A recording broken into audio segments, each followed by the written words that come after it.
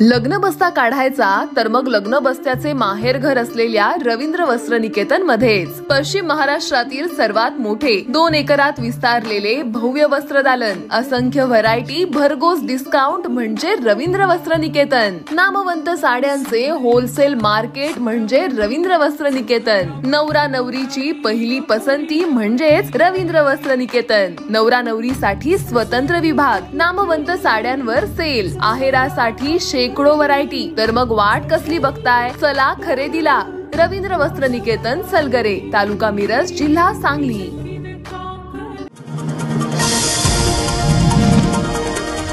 मागील 2 दिवसांपासून रिमझिम पडणाऱ्या पावसाचा जोर आज देखील कायम राहिला। तासगाव, वाळवा, मिरज, शिराळा, कवठेमहांकाळ तालुक्यात मुसळधार पाऊस झाला।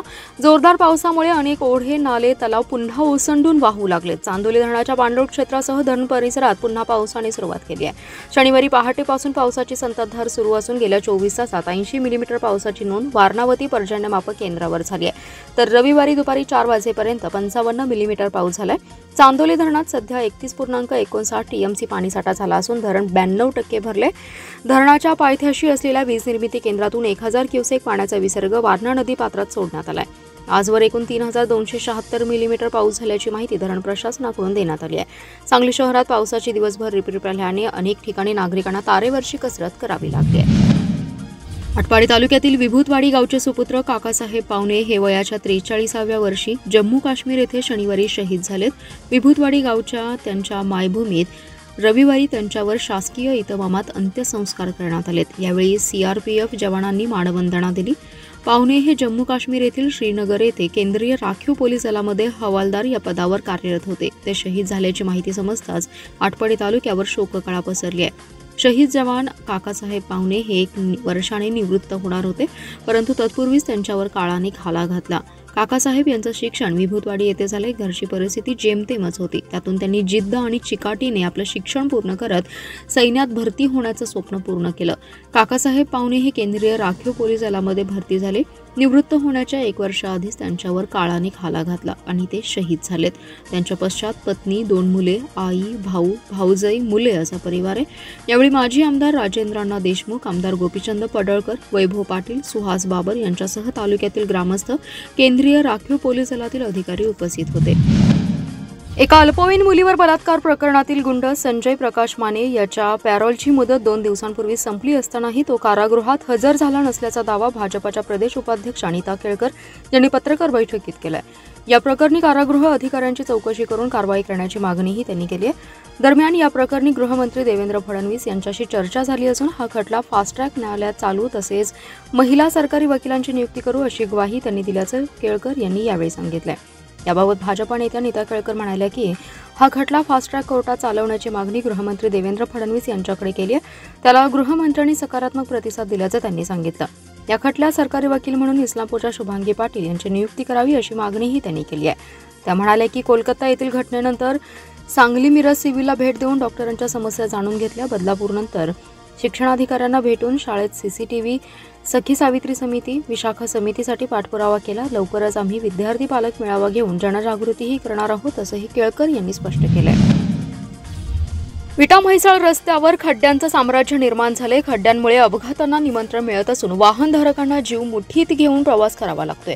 वारंवार लेखी तोंडी तक्रार देऊनही राष्ट्रीय महामार्ग अधिकारी खड्डे भरत नाहीत, तेव्हा महामार्ग विभागाच्या कारभाराचा आणि ठेकेदाराचा निषेध करण्यासाठी दलित महासंघाच्या मोहिते गटाने विटा तासगाव म्हैसाळ रस्त्यावरील खड्ड्यांची श्राद्धविधी घालून अनोखं आंदोलन केले। संघटनेचे पश्चिम महाराष्ट्र अध्यक्ष तात्यासाहेब देवकुळे, जिल्हाध्यक्ष प्रशांत केदार यांच्या नेतृत्वाखाली आंदोलन करण्यात आले। विटा तासगाव म्हैसाळ हा 65 किलोमीटरचा लांबीचा रस्ता आहे, परंतु सदर रस्ता अरुंद असून रस्त्यावर वाहतुकीची मोठी वर्दळ आहे। सदर रस्त्यावर मोठ्या प्रमाणात खड्ड्यांचं साम्राज्य पसरले। या खड्ड्यातून वाट काढत सामान्य नागरिक प्रवास करत आहेत।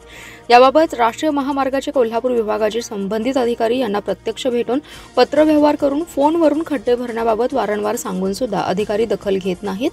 सामान्य नागरिकांना होणाऱ्या त्रासाचे अधिकारी आणि ठेकेदार यांना काहीही देणं घेणं नाही। विटा म्हैसाळ रस्त्यावरील खड्डे न भरता गंधारीची भूमिका घेत ठेकेदारास जाणीवपूर्वक पाठीशी घातलं जातं। यापूर्वी अनेक वेळा रस्ता दुरुस्ती नावाखाली ठेकेदार आणि अधिकारी यांनी कोट्यवधी रुपयांवर डल्ला मारलाय। त्याचीही चौकशी करावी.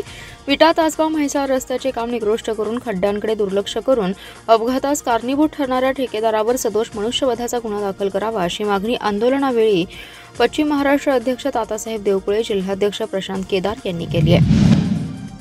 सांगली शहरातील एका उपनगरातील 15 वर्षीय अल्पवयीन मुलीवर बलात्काराची घटना समोर आली आहे. या प्रकरणी संजयनगर पोलिसांनी अटक केलेल्या संजय प्रकाश माने यास 3 दिवसांची पोलीस कोठडी सुनावण्यात आली आहे.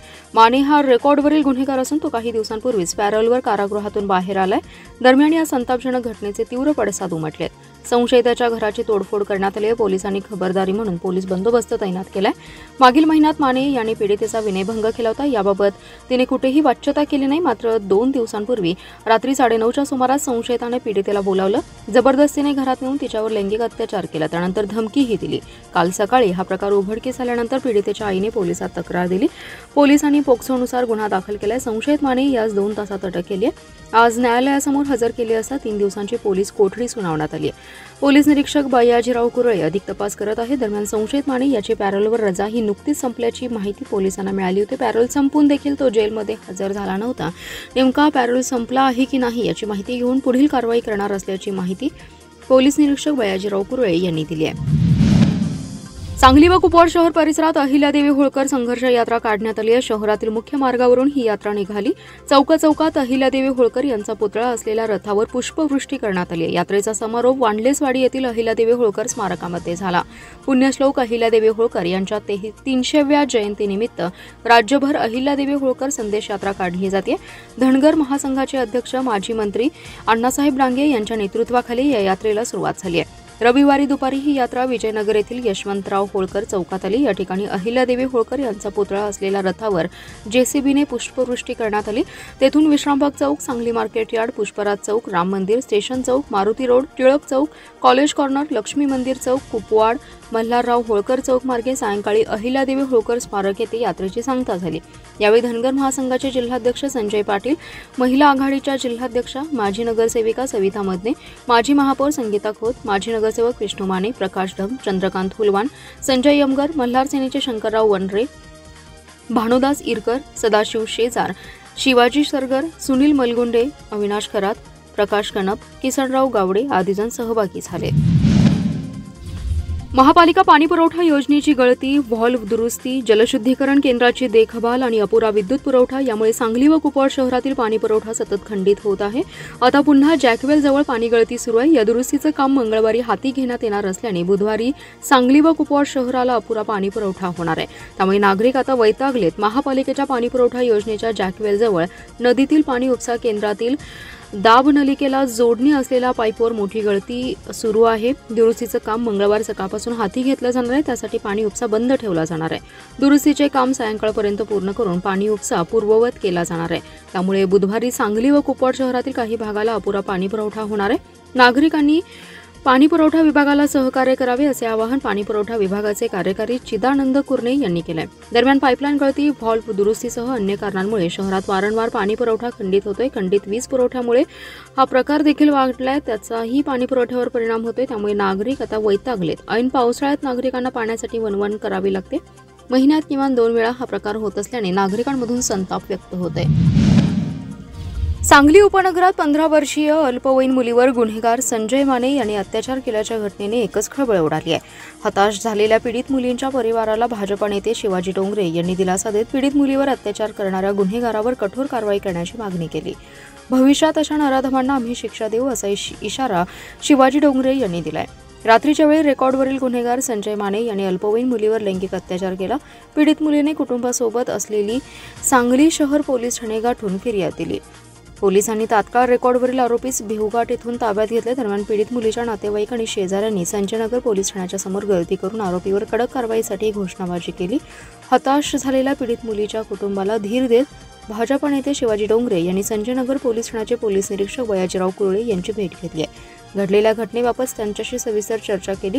योग्य तपास करून आरोपपत्र लवकरात लवकर न्यायालयात दाखल करा. फास्ट ट्रॅक कोर्टामध्ये खटला चालवून आरोपीस फाशीची शिक्षा होईल अशी दृष्टीने कारवाई करा अशी मागणी डोंगरे यांनी केली आहे. दरम्यान पीडित मुलीच्या घरच्यांनी डोंगरे याच्यासमोर गहिवर घातला. त्यांचं सांत्वन करून आपल्या पाठीशी आम्ही उभा आहोत असा विश्वास दिलाय. दुसरीकडे आरोपीच्या घरावर जमावाने दगडफेक करून तोडफोड केल्याने तणावपूर्ण वातावरण निर्माण झालं. महापालिका पथविक्रेता समितीतील 4 सदस्यांच्या निवडीसाठी चुरशीने मतदान झाले. मतदानानंतर लगेच मतमोजणी करण्यात आली. यामध्ये 4 सदस्यपदी निवड करण्यात आली आहे. सांगली महापालिकेच्या पथविक्रेता समितीच्या 8 सदस्यांपैकी 2 सदस्य बिनविरोध निवडून आले होते, तर 2 प्रवर्गासाठी उमेदवारी अर्ज दाखल झाले नाहीत. या जागा रिक्त राहिल्या. उर्वरित 4 जागांसाठी 8 उमेदवार निवडणूक रिंगणात होते. शुक्रवारी मतदान पार पडले. सायंकाळी शाळा क्रमांक 4 मध्ये मतमोजणी पार पडली. यामध्ये खुल्या प्रवर्गातून सादिक शब्बीर बागवान आणि अमित महादेव मोतुगडे हे, तर खुला प्रवर्गामधून महिलांमधून बेबी दावल मुल्ला आणि अल्पसंख्याक गटातून केस अहमद मुनीर अलगुर हे उमेदवार विजयी झालेत. बागवान यांना 762, मोतुगडे 779, मुल्ला 809 आणि अलगुर यांना 943 मते मिळालेत. निवडणूक निर्णय अधिकारी म्हणून मनोज कुमार देसाई, सहाय्यक निवडणूक अधिकारी म्हणून सहाय्यक आयुक्त सहदेव कावडे यांनी काम पाहिले. उपायुक्त वैभव साबळे यांच्या मार्गदर्शनाखाली ज्योती सर्वदे आदींनी निवडणूक प्रक्रिया यशस्वी केली.